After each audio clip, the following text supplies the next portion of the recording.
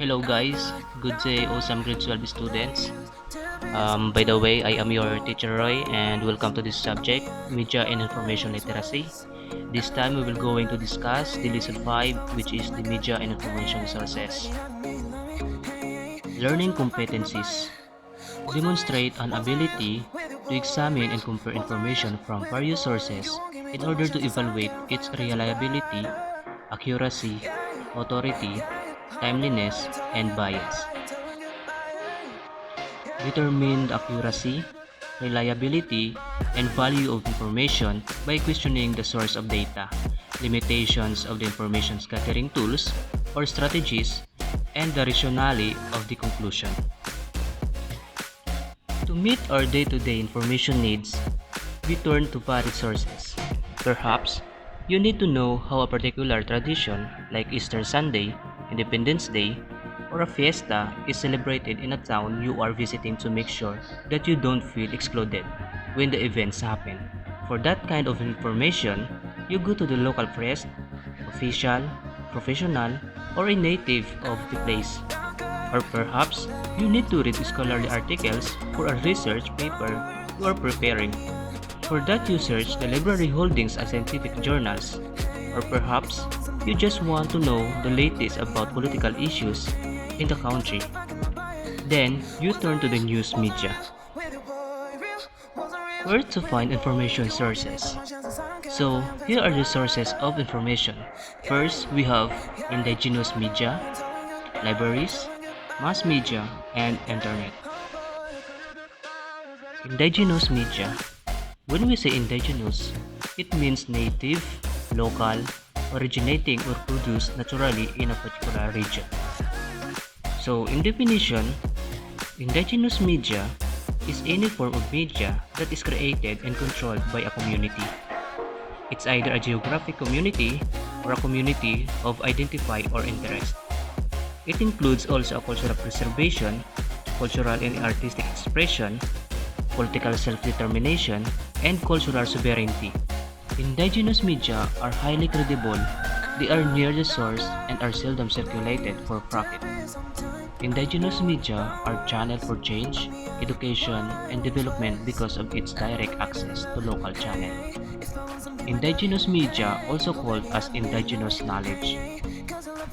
So now, we also know what is indigenous knowledge and indigenous communication. So now let's proceed to the indigenous knowledge. Indigenous knowledge, it is a knowledge that is unique to a specific culture or society. Most often, it is not written down. Indigenous communication is a transmission of information through local channels or forms.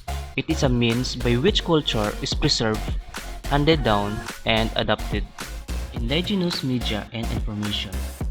Original information created by a local group of people. This also refers to content about indigenous peoples that may be distributed through dominant forms of media or through forms of communication unique to their people group. It is also varies from one place to another. Key to this is identifying the source of information and the key authorities in a community. Local meetings such as kapihan, balitaktakan, and kwentong barber are some examples of how news and stories are passed on within a community. Forms of indigenous media. So first, folk or traditional media such as stories, songs or poetry, drama, dance, paintings, and other forms of art.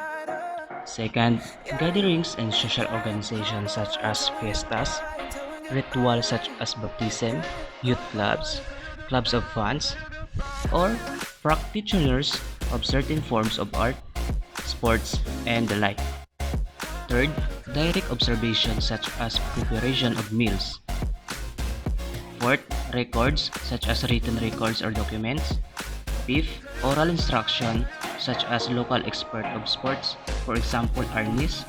So, this five is the example of forms of indigenous media. So now, let's proceed to the another source of information, which is the libraries. According to Merriam-Webster's 11th Collegiate Dictionary, library is a place in which literary, musically, artistic, or reference materials such as books, periodicals, maps, CDs, videotapes, ebooks, audiobooks, manuscripts, recordings, or films are kept for use but not for sale.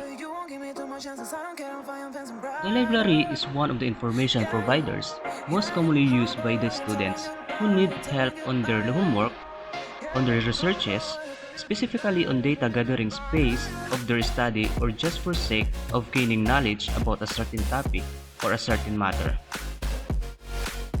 Here are the four types of libraries.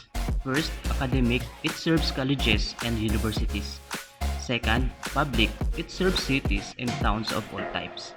Third, school, serves students from kindergarten to grade 12. And the last is special.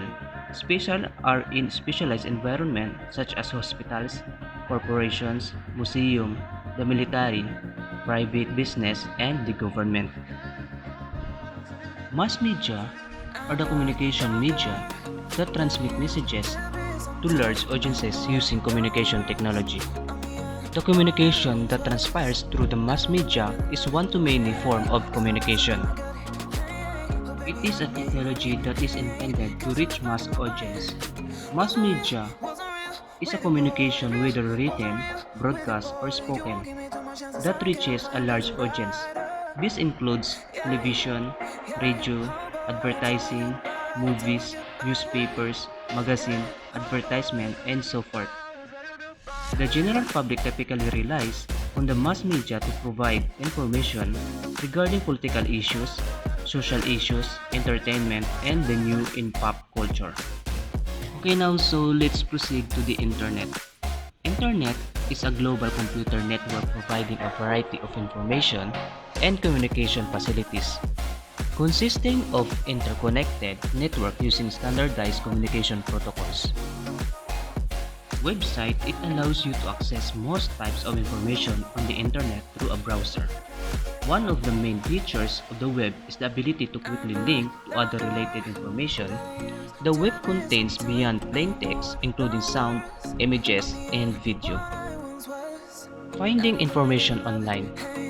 Search engine is the best tool to help you access the information you need. Search engine use keyword or phrases that you will choose to determine which pages have relevant information. The most thing to do when using information on the internet is how to evaluate it. So now, here are some things to consider on how to evaluate the information. First, reliability of information. Information is said to be reliable if it can be verified and evaluated. Others refer to the trustworthiness of the source in evaluating the reliability of information. Second, accuracy of information. Accuracy refers to the closeness of the report to the actual data. Measurement of accuracy varies depending on the type of information being evaluated. Forecasts are said to be accurate if the report is similar to the actual data. Information is considered accurate if the values are correct, properly classified, and presented. The third one is the value of information. Information is said to be value if it is aid the user in making or improving decision. Fourth, authority of the source. Much of the information we gather daily do not come from a primary source, but are passed on through secondary sources, such as writers, reporters, and the like. Sources with an established expertise on the subject matter are considered as having sound authority on the subject. And the last one is timeliness. Reliability, accuracy, and the value of information may vary based on the time it was produced or acquired. While a piece of information may have been found accurate, reliable, and valuable during the time it was produced, it may become irrelevant and inaccurate with the passing of time. Other information may be timeless, proven to be the same as reliability, accuracy, and value throughout history. Here are the skills in determining the reliability of information. First, check the author. The author's willingness to be identified is a good indication of reliability. Second, check the date of publication or of update. While the information may be true, it may not be reliable if it is updated and may have lost relevance. Third, check for citation. Reliable authors have the discipline of citing sources of their information. Fourth, check the domain or owner of the site or page. The domains .edu and .gov are reserved for academic institution and government respectively. Information from such sites are presented with caution and are usually well-grounded. Site owners may have an agenda that affects the manners by which information is presented. Here are some examples of domain. First, .com, it means commercial. .mil, it is military. .edu for education. .org for non-profit organization, and .gov is for government. And the last one is check the site design and the writing style. Reliable sources take time to make their information accessible and easy to comprehend. Here are the skills in determining accurate information. First, look for facts. In determining accurate information, you need a proof or evidence of the information. Second, cross-reference with other sources to check for consistency. You need to find or list other sources and evaluate your information if it is the same to the other sources. Third, determine the reason for writing and publishing the information. The last, check for advertising. This is the end of the lesson 5. Once again, I am your teacher Roy, and thank you for watching.